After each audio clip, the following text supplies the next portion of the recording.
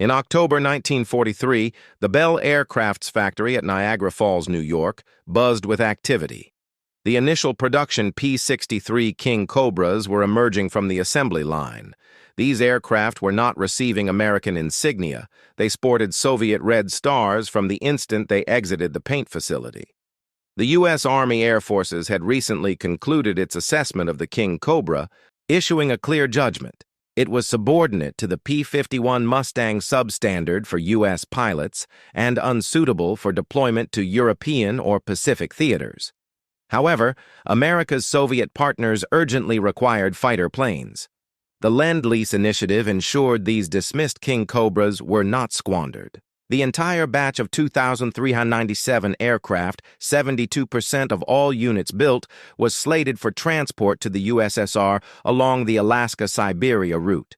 American female pilots would fly them to Great Falls, Montana, transferring them to Soviet ferry crews for the flight over the Bering Strait. Upon the Kingcobra's initial arrival in the Soviet Union during early 1944, seasoned pilots observed the mid-engine layout, noted the clumsy car door-style cockpit access, and scoffed.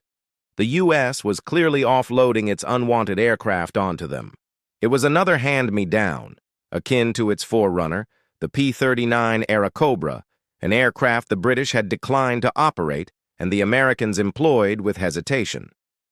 Soviet test aviator Andrei Kochetkov received the task of assessing this American gift. His findings during initial test flights almost terminated the entire program. To grasp the USAAF's definitive rejection of the Kingcobra, one must comprehend the requirements of American fighter doctrine in 1943. The air offensive over Europe necessitated long-range escort fighters.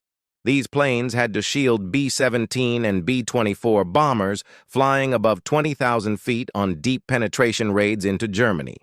In that high-altitude environment, the P-51 Mustang was superior. Its Rolls-Royce Merlin engine, equipped with a two-stage supercharger, provided outstanding performance precisely where U.S. strategy required it. The P-63, while an improvement over the preceding P-39 in almost all aspects, remained unable to equal the Mustang's high-altitude prowess. The Kingcobra utilized an Allison V1 engine, generating 325 horsepower. This was formidable at lower elevations, but its single-stage supercharger resulted in a significant performance decline above 15,000 feet. For bomber escort duties over Germany, this was a critical deficiency. Before proceeding, I am curious where you are viewing this from and what knowledge you have of the P-63 Kingcobra. Post a comment below and tell me if this history is new to you. If you find this kind of historical detail valuable, I hope you consider subscribing. The Soviets had become the primary operators of the P-39, accepting almost half of the 9,500 manufactured. However, that earlier Cobra had acquired a checkered reputation. It had difficult handling, hazardous spin tendencies, and an unconventional mid-engine layout that unsettled veteran aviators. The P-63 carried forward all these design idiosyncrasies. Its engine was located aft of the pilot, connected by a long drive shaft that passed beneath his feet to turn the propeller. Its center of gravity was sensitive, its spin behavior was erratic, and now Bell expected the Soviets to take thousands more of these U.S. cast-offs. As Andrei Kochetkov started rigorously testing the Kingcobra at the evaluation center, issues surfaced at once. In spin tests, a routine assessment, the plane went into a flat spin, and its structure began to fail under the strain. The airframe's integrity was compromised under circumstances combat flyers could face. Bell's engineers at first dismissed Kochetkov's reports. He was, after all, just a Soviet test pilot, assessing a plane that U.S. standards had already approved for production. What could he conceivably know that Bell's own team had overlooked? Yet Kochetkov persistently demonstrated the flat spin recovery issue, establishing that recovery was impossible short of exiting the aircraft. Bell had to pay attention. The USSR was poised to be the primary customer for this plane. If their evaluators claimed it had lethal defects, it was a major issue. Modifications were initiated. Soviet feedback resulted in shifting the aircraft's center of gravity forward. The rearmost CG limit was modified to aid in spin recovery. Pilot armor was enhanced, drawing on Soviet battlefield lessons. More hardpoints were installed on the wings, allowing for bombs or auxiliary fuel. Despite these alterations, Soviet aviators stayed wary. The P-63 remained, at its core, a U.S. fighter built for U.S. doctrine, high-altitude missions backing strategic bombers. How was that useful on the Eastern Front, where engagements occurred at elevations the Kingcobra was not designed for? The USSR-Soviet agreement created further frustration. Per the 1943 Lend-Lease conditions, P-63s were to be held solely for actions against Japan in the Far East. The Soviets were obligated to position them east of the Urals, amassing forces for a future declaration of war on Japan. As thousands of Kingcobras were allegedly kept in reserve for this purpose, the conflict on the Eastern Front was nearing its savage end. Soviet flyers engaged the Luftwaffe daily, requiring every effective fighter available to them. The Eastern Front possessed a distinct combat setting that U.S. strategists did not fully grasp. In contrast to the high-elevation strategic bombing over Germany by the USAAF, Soviet air actions occurred at significantly lower levels. The majority of air-to-air fighting on the Eastern Front was below 12,000 feet. Most dogfights happened between 6,000 and 10,000 feet. Ground attack sorties, the staple of Soviet air power, took place lower still, frequently just above the trees. These were not escort duties for bombers on 8-hour treks into hostile lands. The conflict concluded too rapidly for all P-63 units to be utilized against Japan as first planned. By then, however, it was irrelevant. The Kingcobra had already validated itself where it was crucial, on the Eastern Front, in the low-level conditions where Soviet aviators truly battled. Once the war was over, the facts of the P-63's combat record started to surface. On May 9, 1945, Soviet active units possessed 148 Kingcobras, a huge fleet that remained operational long after the U.S. retired its final P-63s in 1946. The Soviet Air Force maintained the P-63 in primary service until around 1950, before shifting them to training roles. Here, an additional unforeseen benefit appeared. The Kingcobra was made the main aircraft for teaching Soviet pilots to handle jets. The logic was straightforward. The P-63's tricycle undercarriage was the same as the layout of the new MiG-15 jet fighters coming into use.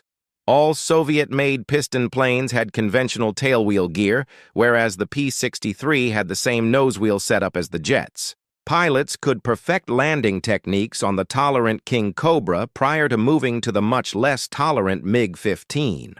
This function prolonged the P-63's operational life into the early 1950s. A few units retained one or two Kingcobras unofficially as trainers, even following their official switch to jets. The landing behavior was so analogous that P-63 experience was deemed worthwhile preparation for jet flying. NATO ultimately assigned the Kingcobra the reporting name Fred, recognizing that sufficient numbers were still active to require tracking.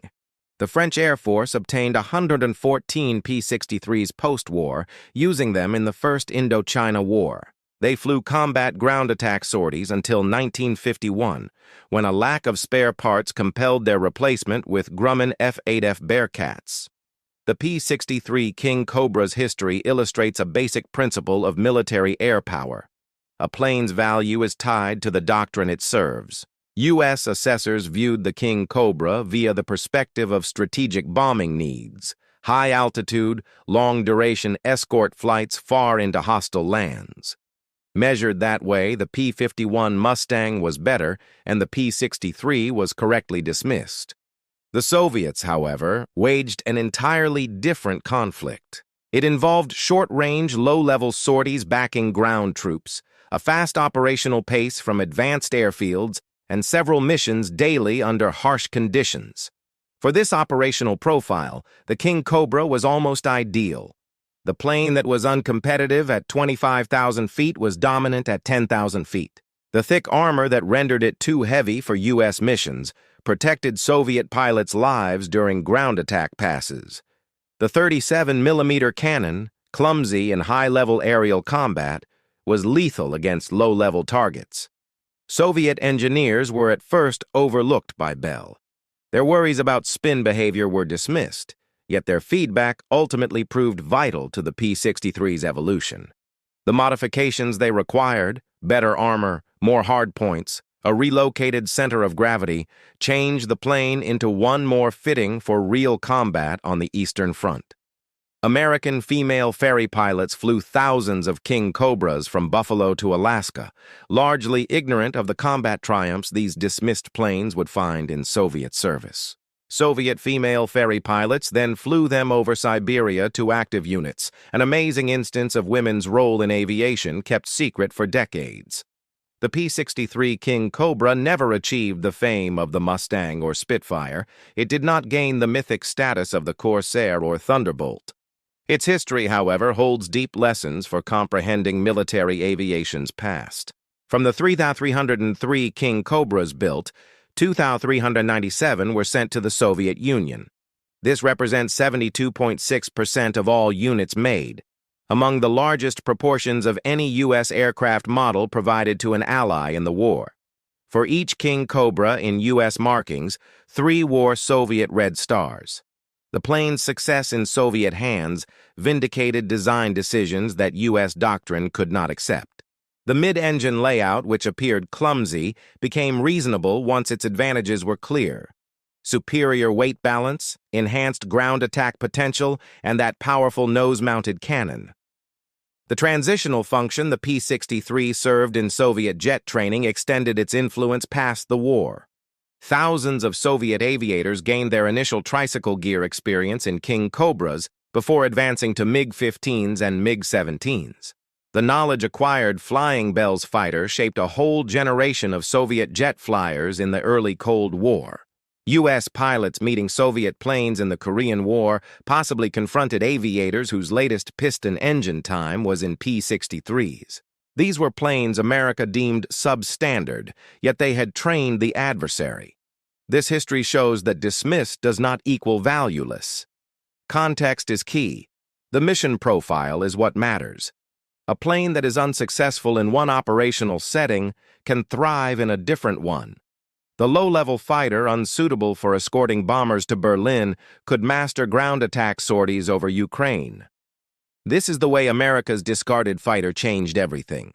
It wasn't by altering U.S. air power, but by demonstrating that aircraft design needs to align with operational facts, that partners waging different conflicts require different equipment, and that occasionally, the exports we overlook gain legendary status elsewhere. When the final Soviet P-63s were at last retired in the early 1950s, they had served longer, flown more combat, and shaped more pilots than anyone at Bell Aircraft envisioned as they saw the first Kingcobras emerge from production bearing Soviet red stars. The Americans perceived a failed aircraft. The Soviets perceived exactly what was required. That divergence in viewpoint made all the difference. They were brief, intense, low-level engagements backing ground troops, fast missions, a rapid operational pace, several sorties daily from advanced airfields near the front. At these elevations, an interesting development began involving the P-63s not meant to be in the West. Although official ledgers indicated only P-39s battled Germany, accounts started emerging from Soviet and German sources of Kingcobras sighted over the Eastern Front. German Stuka ace Hans Rudel noted in his memoirs facing U.S. aircraft types, specifically Airacobras, Kingcobras, and Bostons, above the Courland pocket in early 1945. German anti-aircraft crews claimed downing planes that did not fit P-39 descriptions. Soviet aviators who flew with famed ace Alexander Pokrishkin later asserted the whole 4th Guards Fighter Aviation Regiment covertly switched to P-63s in 1944. Then, the improbable occurred.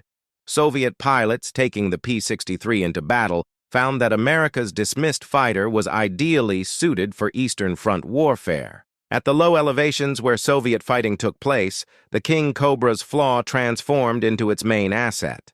The Allison engine, with its single-stage supercharger, ineffective above 20,000 feet. At 10,000 feet and under, it was formidable.